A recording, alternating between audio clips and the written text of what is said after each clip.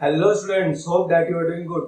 In this video, we are going to understand page number 7 of Science 2 that comes under chapter Heredity and Evolution. इसके पिछले video में हमने carbon dating method के बारे में देखा था एंड इस वीडियो में उसके जो आगे के एविडेंसेस है उसको भी हम कवर करेंगे. So without any further delay, let's dive into this pages.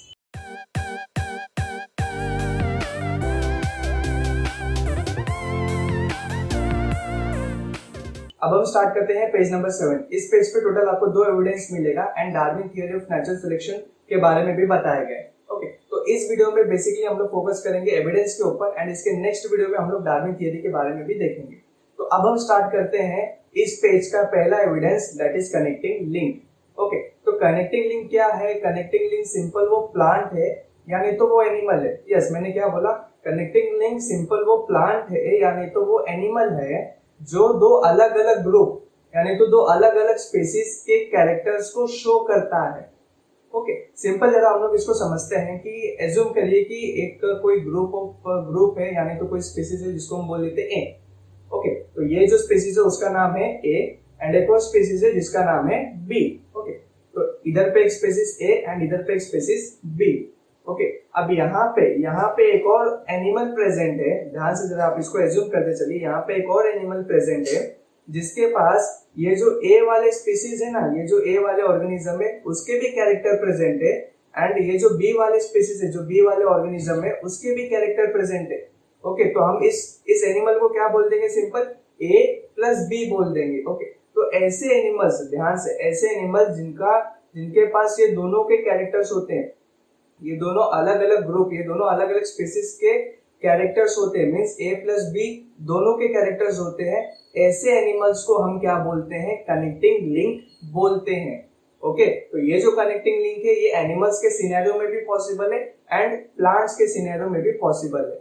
Okay, तो आपके टेक्स्ट बुक में टोटल 3 एग्जांपल दिया है कनेक्टिंग लिंक का, जिसमें से पहला है पेरिपेटस, दूसरा है डकबाइल प्लेटिपस और जो तीसरा है वो है लंगफिश के बारे में. ओके, तो सबसे पहले हम लोग जो है पेरिपेटस को समझते हैं कि पेरिपेटस किस तरीके से ये कनेक्टिंग लिंक हुआ. ओके, तो यहाँ पे आप जान लीजिए कि पेरिपेटस ये कनेक्टिंग लिंक है बिटवीन एनेलिडास एंड आर्थ्रोपोडास. ओके, तो अभी एनेलिडास एंड ये आर्थ्रोपोडास, इनके क्या कैरेक्टर है सबसे पहले हम लोग इसको जान लेते हैं. ओके, तो एनेलिडास में जो भी ऑर्गेनिज्म आता है उनके पास सेगमेंटेड बॉडी होता है. यस, मैंने क्या बोला? एनेलिडास में जो भी ऑर्गेनिज्म आता है उनके पास सेगमेंटेड बॉडी होता है. अब सेगमेंटेड बॉडी मतलब क्या कि उनके बॉडी के ऊपर सेगमेंट प्रेजेंट रहेगा, मींस उनका जो बॉडी है ना वो पार्ट्स में प्रेजेंट रहेगा, वो पार्ट्स में हमें दिखेगा. ओके, दूसरा कैरेक्टर क्या आता है एनेलिडा का कि ये जो ऑर्गेनिज्म होते हैं उनके पास पैरापोडिया प्रेजेंट रहता है. ओके, अब ये पैरापोडिया क्या है? तो पैरापोडिया सिंपल वो ऑर्गन है जो उस ऑर्गेनिज्म को रेस्पिरेशन में यानी तो लोकोमोशन में, मूवमेंट में हेल्प करता है. ओके, तो एनेलिडा में वो ऑर्गेनिज्म आते हैं जिनके पास सेगमेंटेड बॉडी प्रेजेंट रहता है एंड जिनके पास पैरापोडिया लाइक ऑर्गन भी प्रेजेंट रहता है. ओके, अब हम देख लेते हैं कि आर्थ्रोपोडा में कौन से ऑर्गेनिज्म आते हैं. तो आर्थ्रोपोडा में वो ऑर्गेनिज्म आते हैं जिनके पास ट्रैकियल रेस्पिरेशन होता है, जो ट्रैकियल रेस्पिरेशन शो करता है. ओके, तो ट्रैकियल रेस्पिरेशन क्या है? ट्रैकियल रेस्पिरेशन सिंपल वो जो ऑर्गेनिज्म है वो एक पर्टिकुलर पाइप के थ्रू रेस्पिरेशन करेंगे, एक्सचेंज ऑफ गैस करेंगे. ओके, और वो पाइप को क्या बोला जाता है उस ऑर्गेनिज्म के अंदर? ट्रैकिया बोला जाता है. ओके, तो वहीं से वो वर्ड आया है ट्रैकियल रेस्पिरेशन. ओके, तो आर्थ्रोपोडा में जो पहला कैरेक्टर है वो है ट्रैकियल रेस्पिरेशन. दूसरा जो कैरेक्टर आता है वो आता है थिन क्यूटिकल. ओके, तो आर्थ्रोपोडा में वो ऑर्गेनिज्म होता है जिनके बॉडी के ऊपर थिन क्यूटिकल प्रेजेंट रहता है. थिन क्यूटिकल मतलब थिन मेम्ब्रेन, एक पतला सा मेम्ब्रेन प्रेजेंट रहता है. ओके, थर्ड जो इसका कैरेक्टर है वो है ओपन सर्कुलेटरी सिस्टम. अब ओपन सर्कुलेटरी सिस्टम मतलब क्या? अभी हमारे बॉडी के अंदर, ह्यूमंस के बॉडी के अंदर जो सर्कुलेटरी सिस्टम है वो क्लोज्ड है. क्यों क्लोज्ड है? क्योंकि हमारे अंदर जो ब्लड फ्लो होता है वो आर्टरी यानी तो वेन के थ्रू फ्लो होता है. ओके, मींस हमारे अंदर जो ब्लड फ्लो होता है वो एक पर्टिकुलर पाइप के थ्रू फ्लो होता है. ओके, मींस हमारे अंदर कैसा सर्कुलेटरी सिस्टम हुआ? क्लोज सर्कुलेटरी सिस्टम हुआ. बट ये जो आर्थ्रोपोडास होते हैं इनके बॉडी के अंदर ओपन सर्कुलेटरी सिस्टम होता है, मींस इनके अंदर पर्टिकुलर कोई पाइपलाइन नहीं रहता है, वो बस ओपनली जो ब्लड है वो फ्लो होते रहता है. ओके, तो यहाँ पे मैंने एनेलिडा का भी आपको कैरेक्टर बताया एंड आर्थ्रोपोडा का भी कैरेक्टर्स बताया. ओके, अब यहाँ पे ये जो पेरिपेटस है इसके पास ये एनेलिडा के ये दोनों कैरेक्टर भी प्रेजेंट है एंड आर्थ्रोपोडा के ये तीनों कैरेक्टर भी प्रेजेंट है। ओके, तो इस हिसाब से ये जो पेरिपेटस ये एक कनेक्टिंग लिंक हो गया between Annelida and between arthropoda. Okay, तो आई होप कि आपको ये पेरिपेटस समझा होगा कि किस तरीके से ये कनेक्ट करता है एनेलिडा एंड आर्थ्रोपोडास के अलग अलग ग्रुप यानी तो अलग अलग स्पीसीज को। ओके, अब हम शिफ्ट होते हैं सेकेंड एग्जाम्पल पे जो है डक बाइल प्लेटिपस के बारे में। ओके, अब देख लेते हैं कि डक बाइल प्लेटिपस ये किस तरीके से कनेक्ट करता है दो स्पीसीज को। तो यहाँ पे जो दो स्पीसीज है वो है मैमल्स एंड रेप्टाइल्स। ओके, तो सबसे पहले मैं रेप्टाइल्स का आपको कैरेक्टर बताता हूँ। तो रेप्टाइल्स वो ऑर्गेनिज्म होते हैं जो अंडे देते हैं, मींस जो एग ले करते हैं। ओके, तो ऐसे ऑर्गेनिज्म किसमें आते हैं? रेप्टाइल्स में आते हैं। एंड मैमल्स में कैसे होते हैं? मैमल्स में ऐसे ऑर्गेनिज्म होते हैं जिनके पास मेमोरी ग्लैंड प्रेजेंट रहता है, यानी तो इस ग्लैंड को हम मिल्की ग्लैंड भी बोलते हैं। ओके, तो रेप्टाइल्स में कौन? रेप्टाइल्स में वो ऑर्गेनिज्म जिनके जो अंडे देते हैं, जो एग्स ले करते हैं। और मैमल्स में कौन? मैमल्स में वो ऑर्गेनिज्म जिनके पास मेमोरी ग्लैंड प्रेजेंट है, यानी तो जिनके बॉडी के ऊपर हेयर प्रेजेंट है। ओके, तो यहाँ पे ये जो डक बाइल प्लेटिपस है इसके पास ये दोनों स्पीसीज के कैरेक्टर्स है। यस, किस तरीके से? क्योंकि ये डक बाइल प्लेटिपस अंडे देता है, एग ले करता है, जो कैरेक्टर रेप्टाइल्स में होता है। एंड ये डक बाइल प्लेटिपस के पास मेमोरी ग्लैंड भी प्रेजेंट है, जो कैरेक्टर मैमल्स के पास होता है। ओके, तो इस तरीके से ये जो डक बाइल प्लेटिपस है ये कनेक्टिंग लिंक हो गया between annelidas and mammals. Okay, तो इस हिसाब से हम ऐसा बोल सकते हैं कि जो भी मैमल्स है वो इन्हीं रेप्टाइल से इवॉल्व हुए हैं। ओके, मींस जितने भी मैमल्स आपको प्रेजेंटली अर्थ के ऊपर दिख रहा है वो सारे मैमल्स इन्हीं रेप्टाइल से इवॉल्व हुए हैं, यानी तो इन्हीं रेप्टाइल से आए हुए हैं। ओके, अब हम शिफ्ट होते हैं लास्ट एंड थर्ड एग्जांपल पे जो है लंग फिश के बारे में। ओके, अब हम समझते हैं कि किस तरीके से लंग फिश भी एक कनेक्टिंग लिंक हुआ। तो लंग फिश ये कनेक्ट करता है एम्फीबियंस एंड फिशेस को। ओके, अब क्योंकि ये लंग फिश है तो जाहिर सी बात है ये फिश के कैटेगरी में ही आएगा। ओके, एंड हमें पता है फिश के पास क्या होते हैं? फिश रेस्पिरेशन किसके थ्रू करते हैं? तो गिल्स के थ्रू करते हैं, उनके बॉडी के ऊपर गिल्स प्रेजेंट रहता है। ओके, एंड जो एम्फीबियंस होते हैं वो कैसे रेस्पिरेशन करते हैं? तो वो लंग्स के थ्रू करते हैं। ओके, बट यहाँ पे ये जो लंग फिश है वो फिश होने के बावजूद, ध्यान से, वो फिश होने के बावजूद रेस्पिरेशन लंग्स के थ्रू करता है। ओके, मींस इसके बॉडी में लंग्स प्रेजेंट होते हैं रेस्पिरेशन करने के लिए। बट ये क्या है? ये एक फिश है ना, तो इसके बॉडी में आइडियली क्या होना चाहिए? गिल्स होना चाहिए। ओके, तो इस तरीके से ये जो लंग फिश हुआ ये कनेक्टिंग लिंक हो गया between fishes and amphibians.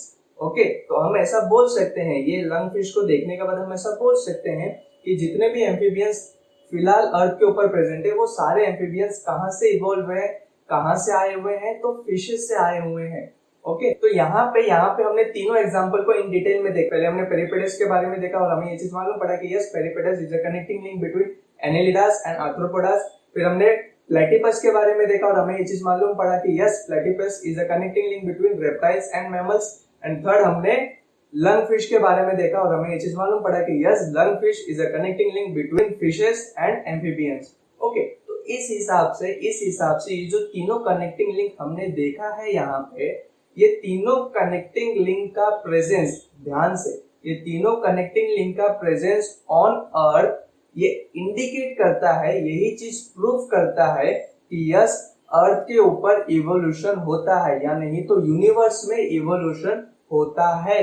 Okay, अब ये स्टेटमेंट मैंने यहाँ पे क्यों बोला? क्योंकि सिंपल, हम कनेक्टिंग लिंक के बारे में स्टडी क्यों कर रहे हैं? क्योंकि हमें एविडेंस चाहिए, हमें प्रूफ चाहिए कि इवोल्यूशन होता है कि नहीं होता है। ओके, तो कनेक्टिंग लिंक्स को देख के, कनेक्टिंग लिंक्स में जितने भी प्लांट एनिमल आते हैं उनको देख के हम ऐसा बोल सकते हैं कि यस, अर्थ के ऊपर इवोल्यूशन होता है। ओके, क्योंकि कनेक्टिंग लिंक क्या कर रही है? दो अलग अलग ग्रुप ऑफ स्पीसीज को कनेक्ट कर रहे हैं। ओके, अब हम शिफ्ट होते हैं लास्ट एविडेंस पे जो है एम्ब्रियोलॉजिकल एविडेंस। ओके, अब ये एविडेंस स्टार्ट करने के पहले आपको एम्ब्रियो क्या होता है ये चीज पता होना चाहिए। Okay, sperm and ovum fertilise हुआ, उससे क्या बना? एक जाइगोट बना, एंड इस जाइगोट से धीरे धीरे क्या रेडी होता है?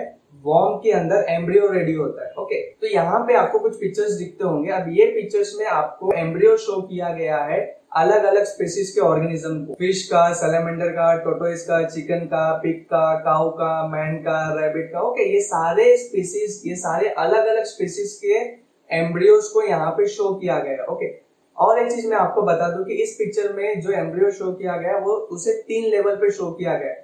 फर्स्ट लेवल मीन्स फर्स्ट यानी तो इनिशियल स्टेज हम उसको बोल सकते हैं, second middle stage and third ये हमारा फाइनल स्टेज। ओके, तो आप ये फाइनल स्टेज को छोड़िए फिलहाल, इसके ऊपर के ऊपर इसका जो फर्स्ट स्टेज है, इसका जो इनिशियल स्टेज है, उसको अगर आप ध्यान से देखेंगे तो हमें ये चीज मालूम पड़ेगा कि जितने भी एम्ब्रियो है, जितने भी थर्ड स्टेज में अपने को जितने भी एम्ब्रियो दिख रहे हैं, इनका भले स्ट्रक्चर अलग अलग हो, ये भले अलग अलग ऑर्गेनिज्म, ये भले अलग अलग स्पीसीज के हो, ओके, बट ये सारे एम्ब्रियो का जो इनिशियल स्टेज है वो कैसा दिखता है, हमें सिमिलर दिखता है, सेम दिखता है।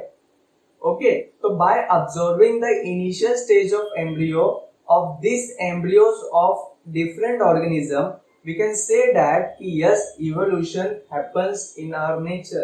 ओके, क्यों हम बोल सकते हैं, क्योंकि जाहिर सी बात है ये जितने भी अलग अलग स्पीसीज के ऑर्गेनिज्म हमने थर्ड स्टेज में बताया है, इनका इनिशियल स्टेज के एम्ब्रियो का जो भी स्ट्रक्चर है वो सिमिलर है। ओके, तो सिमिलर है इसका मतलब क्या, ये जितने भी ऑर्गेनिज्म जो अलग अलग स्पीसीज के, इन सबका जो एक ओरिजिन है वो कॉमन ही होगा, इन सबका जो स्पीसीज है वो कॉमन ही होगा। ओके, और ये हम कैसे बोल सकते हैं, क्योंकि इन सभी ऑर्गेनिज्म के जो एम्ब्रियो हो उनका इनिशियल स्टेज को देख के, इनके इनिशियल स्टेज कैसे हैं, सिमिलर है। ओके, तो यहाँ पे ये अलग अलग ग्रुप ऑफ स्पीसीज के इनिशियल स्टेज के एम्ब्रियो को देख के हम ऐसा बोल सकते हैं कि yes, evolution happens in our nature. Okay, तो यहाँ पे हमारे सारे एविडेंसेस ऑफ इवोल्यूशन खत्म होते हैं। तो बस इस वीडियो में इतना ही। आई होप कि आपको वीडियो समझा हो। फिर भी अगर आपको कुछ क्वेश्चन होगा तो प्लीज कमेंट डाउन बिलो। इसके नेक्स्ट वीडियो में हम लोग Darwin theory of natural selection के बारे में देखेंगे। Till then take care, bye bye and thank you.